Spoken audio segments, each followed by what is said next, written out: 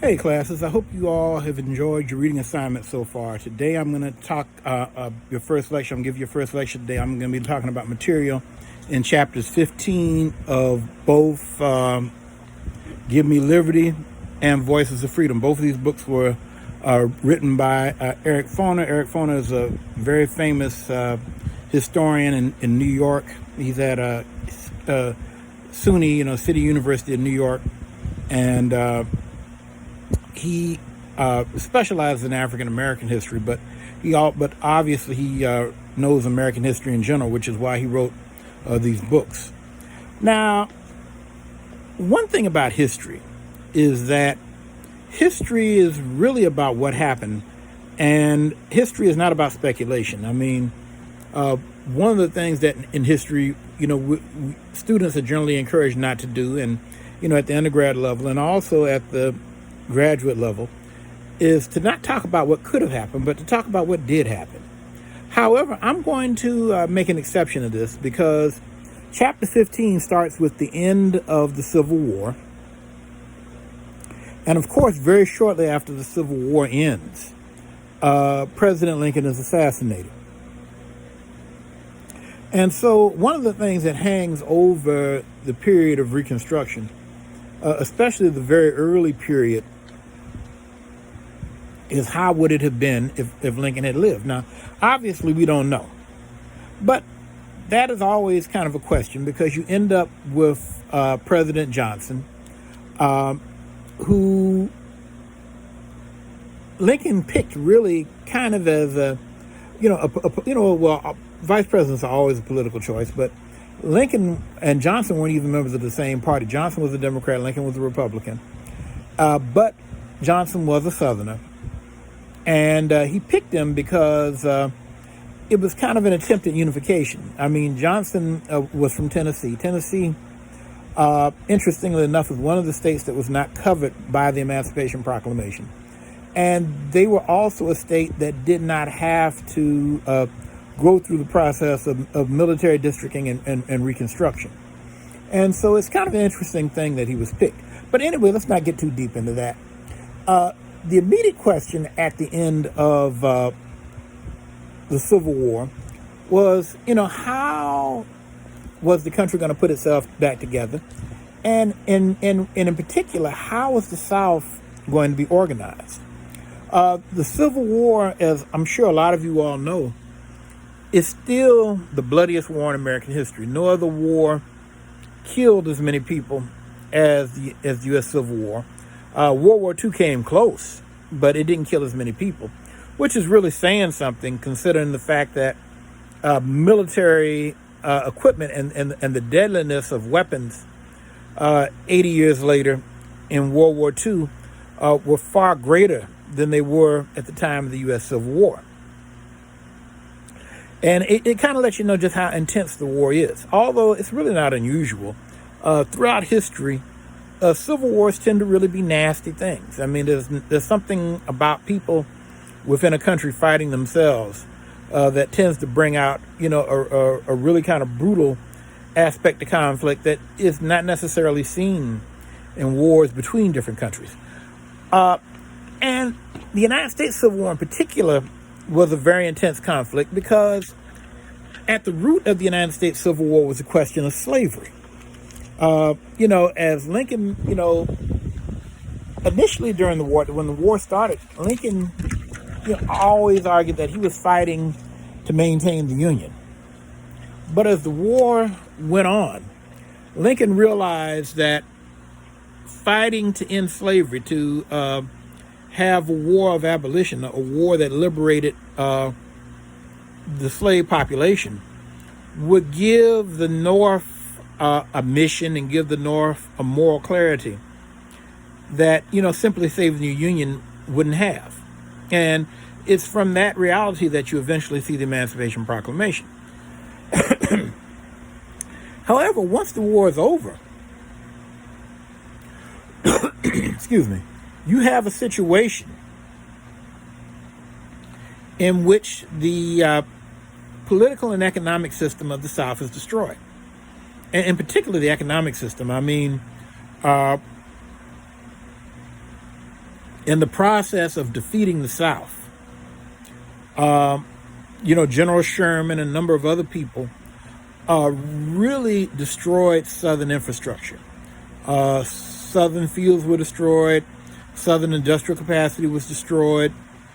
And really, the thing that is really profound is that the most valuable economic asset of the South disappeared after the war. And of course, the most valuable economic asset of the South were slaves themselves. I think back about 2017, 2018, there was a study in which it was estimated that in modern U.S. dollars, slaves were worth about $10 trillion. $10 trillion is a lot of money. I mean, $10 trillion right now would be a very large percentage of American GDP.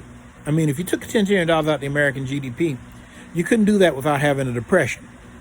And when you realize that this amount of capital loss happened in one segment of the country, then you realize how profound the ending of slavery was. And I mean, and really, it took the South about 100, 110, 115 years to come, close to Northern parity. Nowadays, of course, two of the largest states in America are Southern states, Georgia and Texas. And you look at states like North Carolina, not Georgia and Texas, but Florida and Texas, and other states like Georgia, North Carolina, South Carolina, Tennessee. These states have really grown immensely, Virginia, in the last 30 years.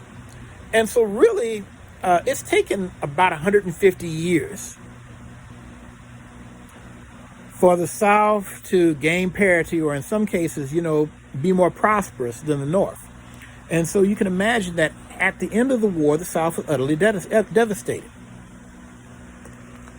Now, in the beginning of chapter 15, you see where there's a meeting that takes place in Savannah, Georgia, between U.S. government officials and the local black community in Savannah, Georgia. And they ask them what they want.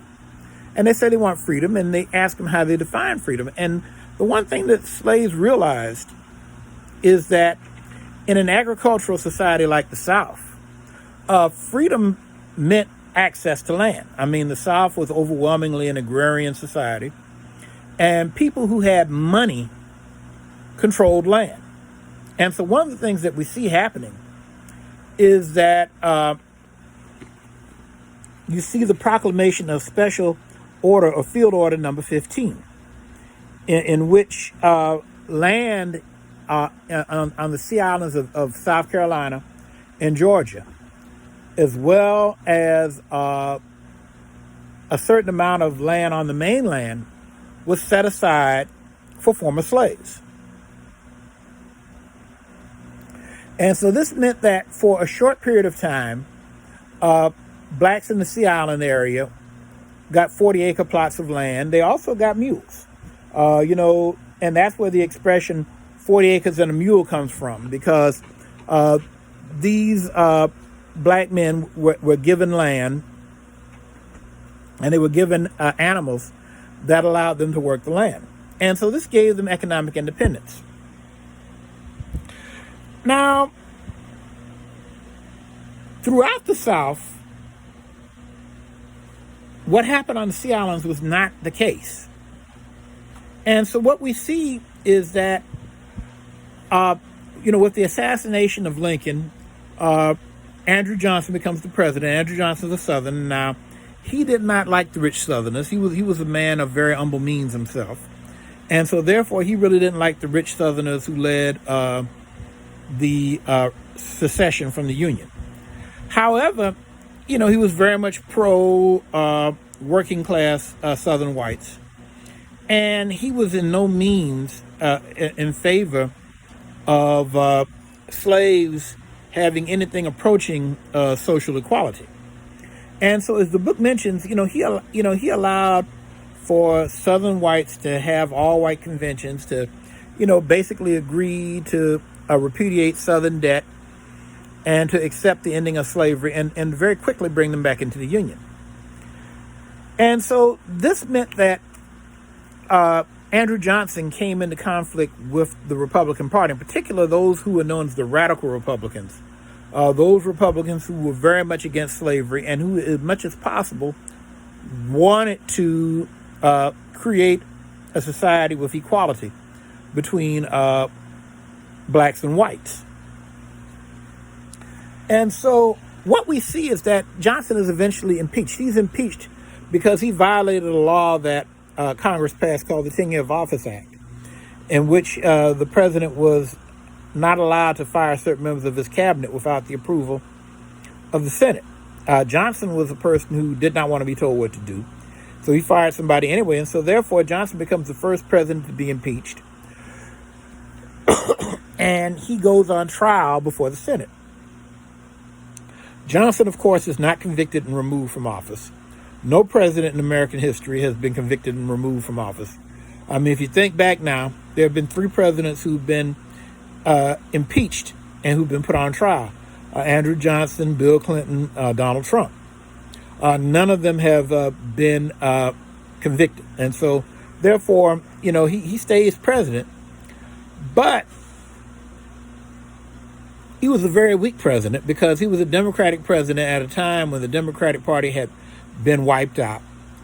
And the war was over, so the political exigency of him being vice president was no longer there. So once his term ended, he was gone, and we end up with Ulysses S. Grant, the war hero, becoming president.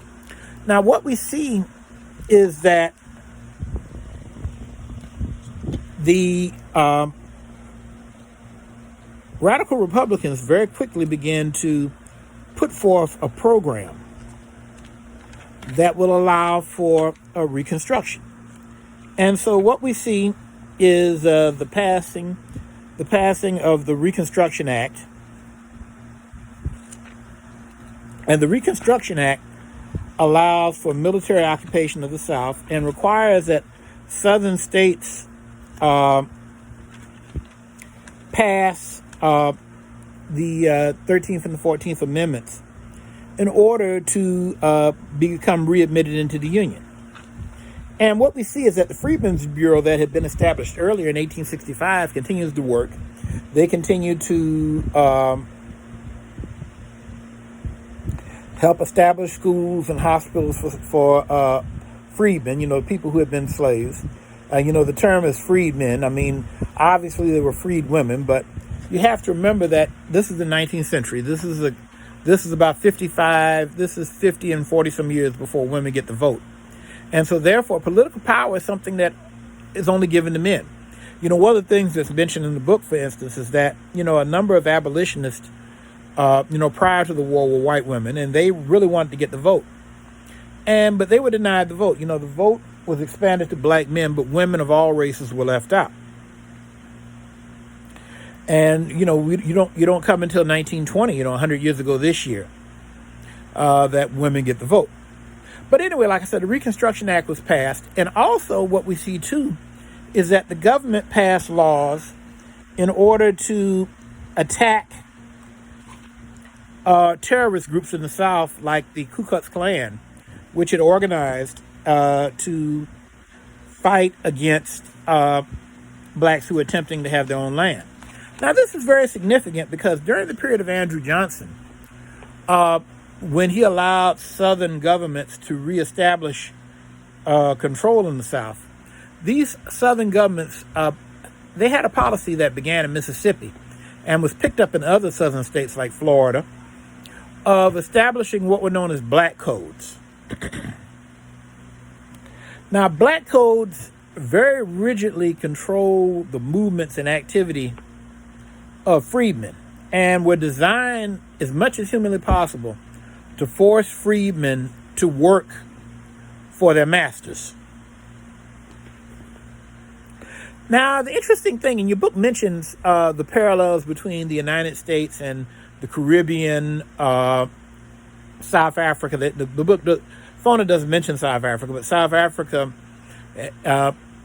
ended slavery, at least the British-controlled parts of South Africa ended slavery in the 1830s, as well did the Caribbean and India and a number of other places. And what we see is that the British established what were known as masters and servants laws. Masters and servants laws put limits on the freedom of former slaves and guaranteed that the masters would have access to labor much more than they would if the market had truly been made free. Now, as Fona mentions, these laws had limited utility because, by and large, former slaves simply did not want to work for their masters. They wanted to be free. They wanted to do their own thing. And so, in the Caribbean in particular, what we see is that immigrants from Asia, China and India in particular, are brought in to do the work of slaves. As the book mentions, the Chinese are brought into the American South to a very limited degree to do the work of slaves. Now, Fauna doesn't mention it, but in Louisiana, Italian immigrants were also brought in, and they weren't slaves, but they kind of got some of the jobs that slaves had. And this was kind of an interesting thing because really you ended up with a situation for about 15 or 20 years where actually about 30 years, where all the Italians, obviously are white people, because they were brought in to do the jobs that slaves did in Louisiana, they weren't really treated as white. Matter of fact, Italians were lynched on occasion, like blacks were, in the period after Reconstruction. But eventually, they would be integrated into white society. But by and large, the thing that really sets the United States apart from the places where slavery ended in the British Empire or in the French Empire, or later in Brazil or Cuba, is that very quickly after slavery ends, freedmen were given full rights as citizens and legally were allowed to vote. And so what you have is that a period from, say, about 1871 to 1877 is a period known as Radical Reconstruction. During this time, black people vote in large numbers, and a number of southern states are controlled by Republican governments. And so we see 14 black members being elected to Congress. 2 blacks are appointed by the state legislatures to the United States Senate. Now, this is significant because United States senators don't become elected by the popular vote until the until the 19 teens. It takes a constitutional amendment to do that. And we'll talk about that later on in the Progressive era. And so you have African Americans in Congress. You also have African American local political figures. And also what we see too is that in the South, during the Reconstruction period, Southern governments get new constitutions. And this is very significant because actually Reconstruction governments bring about a number of innovations. In the South, it's Reconstruction governments that establish public education. They establish free education. They bring about a number of more democratic innovations. Like, for instance, they get rid of being sent to debtor's prison. Like where if you couldn't pay your debts, you got sent to prison. That was made illegal under Reconstruction governments. And so actually governments were made more friendly to poor people of both races, or of all races, I should say. And that's something that tended to be ignored later on after the post-Reconstruction period. Now, Reconstruction governments were pretty successful in a number of ways, but white Southerners never accepted them. I mean, it was a hard pill for them to swallow that people that they used to buy and sell like horses or chairs now had the same political right. And so what happens is that over time, enthusiasm for Reconstruction dies out. And we see that eventually Southern governments are able to start pushing, white Southern activists start pushing to regain power. And it's significant to note that in several southern states, South Carolina, Louisiana, and Mississippi, blacks were the majority. In South Carolina, Louisiana, and Mississippi, all three of those states, blacks were about 75% of the population in each one of those states. So blacks had a large majority. In Florida, blacks were about 4 out of 10 people in Florida were black. But significantly, there were actually more black men than white men in Florida, probably because of the Civil War. A lot of those white men died fighting. And so you actually have more eligible black voters in Florida than you had white voters in Florida during the Reconstruction period. In places like Alabama and Georgia, the black and white population was very close to being 50-50. And significant areas of both Alabama and Georgia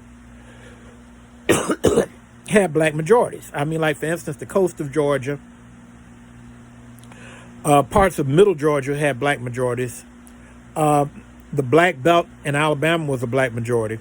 And so therefore, even in states that didn't have black majorities, there were significant areas where you had very, very significant black political power. I mean, the same would have been true in North Carolina. The coast of North Carolina, like the area around Wilmington, places like that, had black majorities. And so what we see is that for white Southerners to regain power, they resorted to violence. And in the South, a lot of these people were known as redeemers. Like, for instance, in South Carolina, you had people like Wade Hampton, who became the redeemer governor of South Carolina.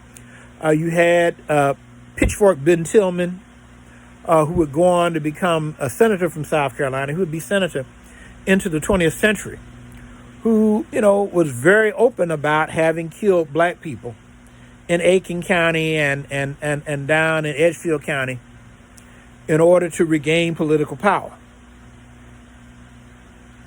And so this was a violent process. Now, the thing that eventually made the big difference was the election of 1876. In 1876, the Democratic candidate for president, Samuel Tilden from New York, and the Republican candidate, Rutherford B. Hayes, were in a very close race that was going to go into the House of Representatives. And, the Democrats actually had a pretty good chance of winning. And so the Republicans cut a deal. They say, look, we will pull out of the South in exchange for Rutherford B. Hayes being the president. And so the result of this was that the Republicans did pull out of the South, and the Democrats gained control of the South again. Now, it's very important to realize that when the Democrats came in, black political power did not disappear overnight. In some places, it disappeared more quickly than others. Like in Louisiana, black elected officials got wiped out. Excuse me, not Louisiana, but Mississippi. Black elected officials got wiped out pretty quickly. In other places, like South Carolina, North Carolina, blacks continued to vote for a long time. As a matter of fact, the last black person to be elected to Congress was elected in 1900 and took office in 1901. And he was from North Carolina. South Carolina had black congressmen up until the 1890s. And so therefore, even though Reconstruction ends by 1876, 1877, black political power doesn't really completely disappear in the South for about another 20 years. But make no mistake, once Reconstruction ended, the writing was on the wall that the white South had regained power. Well, anyway, class, I hope this is a useful lecture. Now, I want you also to look at your documents book, Voices of Freedom. There are a number of good articles in there, talking about how slaves tried to reconstruct their families after the war. You have an article in there on the freedmen of Tennessee, petitioning the petitioning the federal government for their freedom. And I want you all to be familiar with those documents in your Voices of Freedom book because, in this class, I'm going to give you 4 tests. And the tests are going to be based on questions from both your Give Me Liberty book, this book right here, and also your Voices of Freedom book. And I'm going to give you a combination of things for your test. I'm going to give you terms to remember. Now, when the test comes, I'll post a study sheet on your Blackboard page. But I'll give you terms to remember. I will give you questions, and so you need to be familiar with all this material for your test. So, listen to my lectures, but also take your reading seriously, because I might pop up with some questions that you might not expect.